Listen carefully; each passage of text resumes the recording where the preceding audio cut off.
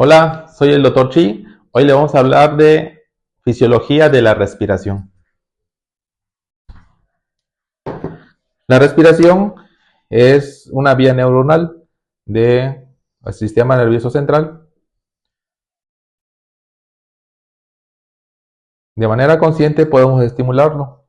De manera consciente nosotros estimulamos la respiración al inspirar de manera consciente y activamos los músculos respiratorios.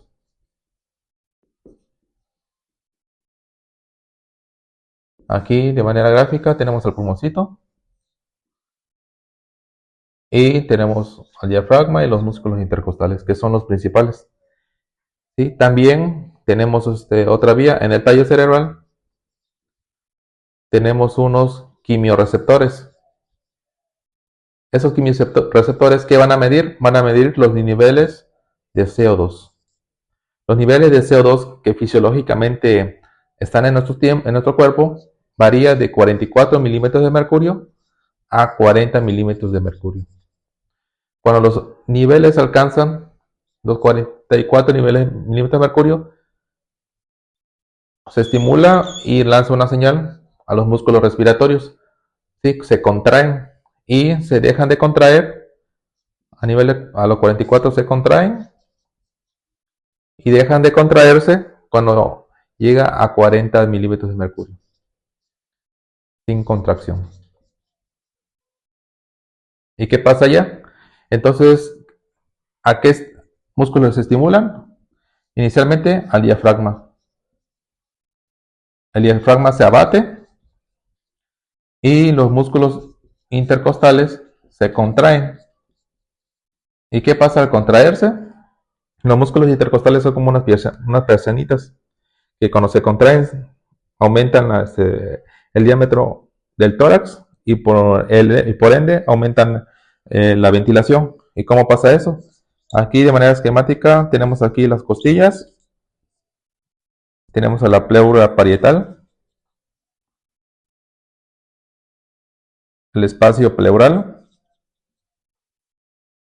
pleura visceral y parénquima pulmonar. ¿Sí? Entonces, cuando hay contracción de los músculos intercostales y del diafragma, las costillas se separan y por ende atraen a la pleura parietal. Entonces la pleura parietal se separa, por así decirlo, de la pleura visceral y genera una presión negativa a la pleura visceral, lo que lleva a que el parénquima pulmonar se estire. ¿Sí? Y al estirarlo aumenta los niveles de ventilación. Entonces podemos concluir que la respiración de manera fisiológica es por presión negativa al contraerse con una vía neuronal del sistema nervioso central a los músculos de respiración, y los músculos de respiración hacen su contracción, hacen presión negativa entre la pleura parietal y visceral, lo que hace que estiren el parénquima pulmonar. Es muy importante señalar que los niveles de CO2 varían, ¿sí? A partir de 44 milímetros de mercurio se empieza a contraer y dejan de contraerse a partir de los 40 milímetros de mercurio. ¿Y qué pasa a nivel de los alveolos? Aquí simulemos un alveolo y simulemos el capilar. Entonces, aquí entra el aire y entra el oxígeno. ¿Ok? Entonces tenemos que calcular la presión alveolar de oxígeno. Presión alveolar de oxígeno, que es igual a la presión barométrica por el FiO2. Donde estoy yo es 760 pues no tengo aporte de oxígeno, 0.21, da aproximadamente 159 milímetros de mercurio.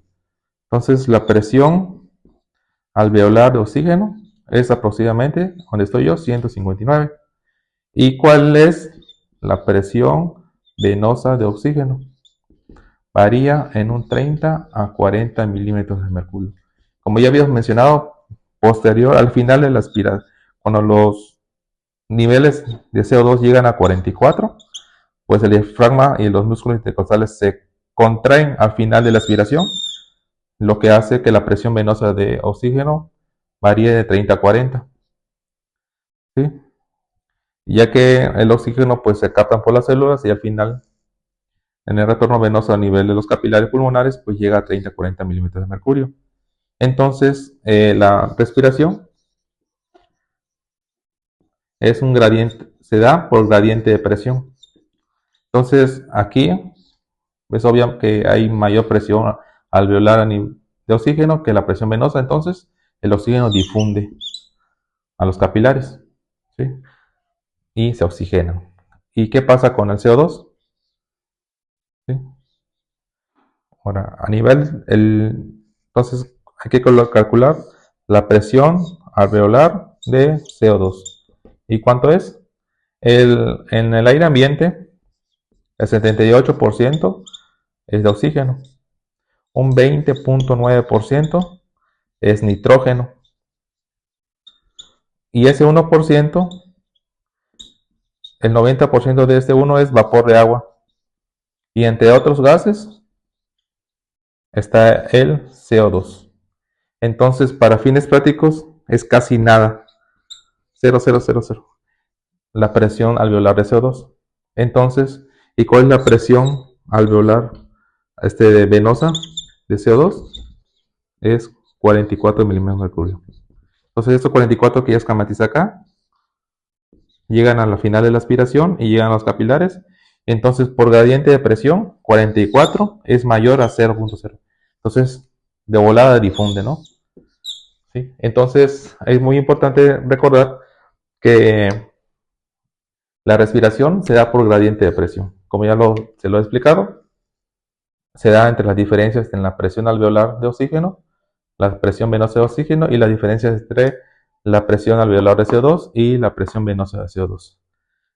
Aquí varían de acuerdo a las patologías de los pacientes. Hay pacientes que tienen deformidad de la caja torácica, que sus niveles de CO2 están entre 48, o pacientes asmáticos con exacerbación, varía como de 50 milímetros de mercurio. Entonces, pues ya es variable, ¿no? Sin embargo, así a fines prácticos se da la hematosis, ¿no? Que es el intercambio de gases entre el alveolo y los capilares. ¿Ok? Entonces, concluyendo, la respiración, ¿sí?, espontánea que tenemos todos es por presión negativa. Y traspolando esta respiración a la ventilación mecánica, por así decirlo, la ventilación mecánica, ya sea si estás entubado o con un ambú, es por presión positiva. ¿Ok? Es por presión positiva. Entonces, pues esto no es no fisiológico. ¿Ok? La presión, la ventilación mecánica es un proceso no fisiológico. ¿Ok? Entonces, cuando tenemos un paciente con ventilación mecánica, las estrategias que tenemos que utilizar es que tenemos que tener con menor tiempo posible la ventilación, que esté mayor tiempo despierto el paciente, ¿sí? Porque ¿qué pasa? Si la mayoría de los pacientes cuando están en ventilación mecánica le dan sedación profunda o bloqueo neuromuscular. ¿Y qué pasa con eso? ¿A las cuántas horas eh, empieza la atrofia a nivel de los músculos intercostales, diafragma y músculos respiratorios? A las 4 horas. O sea, si tú intubas a un paciente y le das sedación profunda o bloqueo neuromuscular, las lesiones a nivel celular, la atrofia, inicia a las 4 horas. ¿Sí?